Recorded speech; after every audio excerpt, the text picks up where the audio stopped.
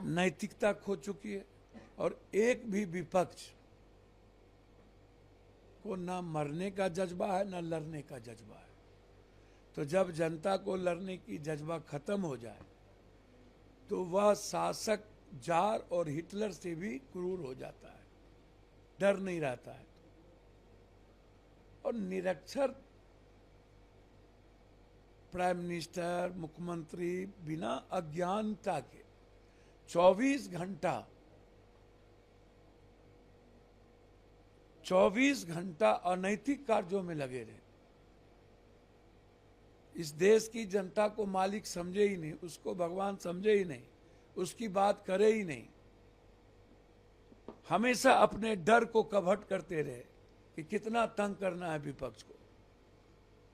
ये बिल्कुल, अरे भाई 2 बार सीएम रहे हैं, दोनों एक्स सीएम रहे हैं। तुम एमपी अहला गोला को सिक्योरिटी देते हो क्या? कौन सा सुरक्षा या घर, उस घर में कौन सा सोना लगा हुआ है?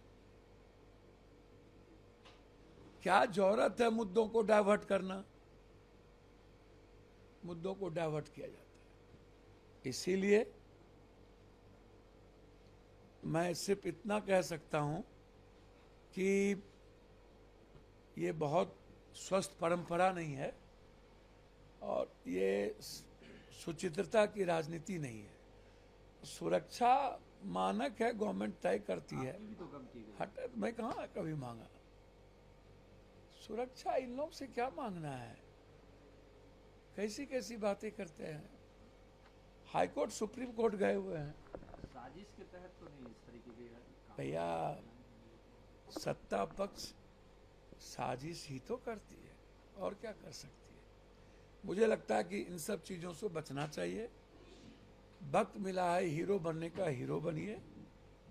बहुत काम है बिहार में।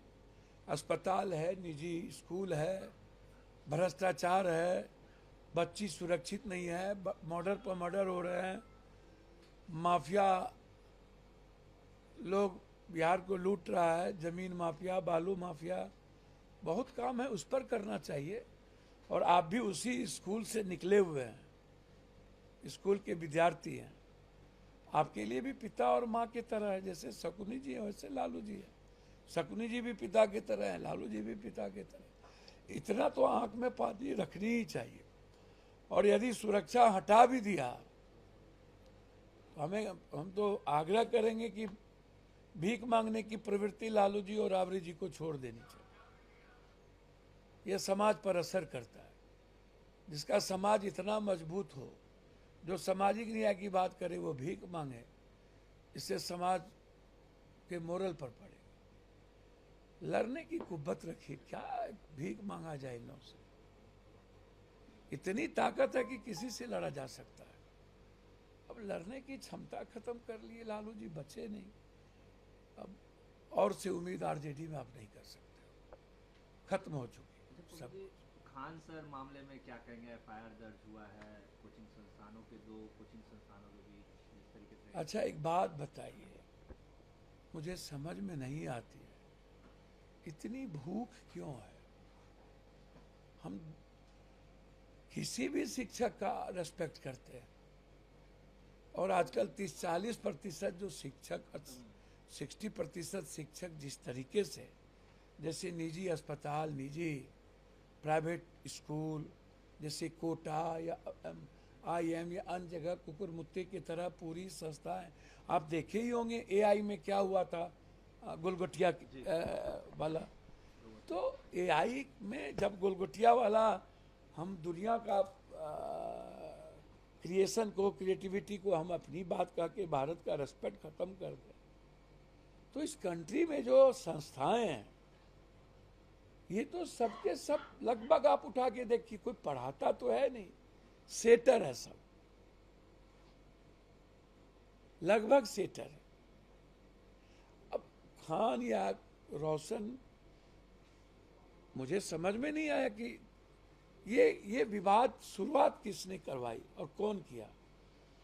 दोनों विद्यार्थी के बीच दोनों की रेस्पेक्ट है, उस पर मेरा कुछ नहीं कहना। एक ग्लोबल ऊंचाई पे जा चुके हैं, एक बिहार में, झारखंड में एक अच्छी प्रैक्टिस बच्चों के लिए करवा रहे हैं। लेकिन इस विवाद में जिस तरीके से बच्चों को इन्वॉल्व कर दिया गया है और बच्चे बच्चे की लड़ाई, और बच्चे जिस तरीके से सोशल मीडिया पर, फेसबुक पर जिस तरीके से लीक रहे हैं, ये समाज के हित में नहीं है, शिक्षक के हित में नहीं है और उनके भविष्य के हित में नहीं है। मैं स्पष्ट आग्रह करूंगा पैर पकड़ के, ये जो नफरत की जो प्रवृत्ति यूट्यूबर, ब्लॉगर और चैनल के लोग, मैं 3 दिनों से देख रहा हूं, फैसल खान, फैसल खान, फैसल खान, मतलब अब खान सर खान फैसल खान हो गए। हम पहली बार नाम सुने। आप मामला देखिए क्या डाइवर्ट होता है। दूसरी तरफ रोशन यादव, मजे ले रहे हैं लोग। जिनकी दुकान नहीं चल रही थी वो मजे में है, मजे ले रहे हैं। रेस्पेक्ट तो इन्हीं दोनों का खत्म हुआ। और बच्चे जिस तरीके से गाली गलौज कर रहे हैं, ये सही नहीं है। मैं इसे सही नहीं मानता। ये बिल्कुल गलत है, ये बिल्कुल गलत है। और मैं यूट्यूबर और चैनल और सरकार से कहूंगा, कम से कम शिक्षण संस्थाओं को बकस दीजिए। दोनों का मौजूद है। इसमें से दोनों के कोई गलती किया है तो वो कानून उसे करे। यदि बॉडीगार्ड ने किया, चाहे वो खान सर का बॉडीगार्ड हो या किसी का भाई हो, दोनों पर आप कार्रवाई करिए। दोनों प्रतिभावान शिक्षक का अनरेस्पेक्ट बच्चे करे और इसका मौका पूरा का पूरा ऐसे टीचर को मिल जाए जिसकी दुकान ही नहीं चल रही थी बिहार में हर जगह, और सरकार भी इसमें गोटी सेकने लगे, तो ये गलत है। सरकार की मानसिकता ठीक नहीं है। मैं इसे सही नहीं मानता। एक अंतिम सवाल लूंगा। बिहार के पूर्व मुख्यमंत्री नीतीश कुमार के बेटे एमएलसी बनने जा रहे हैं। पवन बधाई सिंह को भी उम्मीदवार बनाया गया है। नीतीश जी के बच्चे शालीन है ना, विनम्र है ना, सरल है ना, उछृंखल नहीं ना है, अहंकारी नहीं ना है, उबाच नहीं ना है, गाली गलौज नहीं ना करता है, किसी जाति को गाली नहीं ना देता है।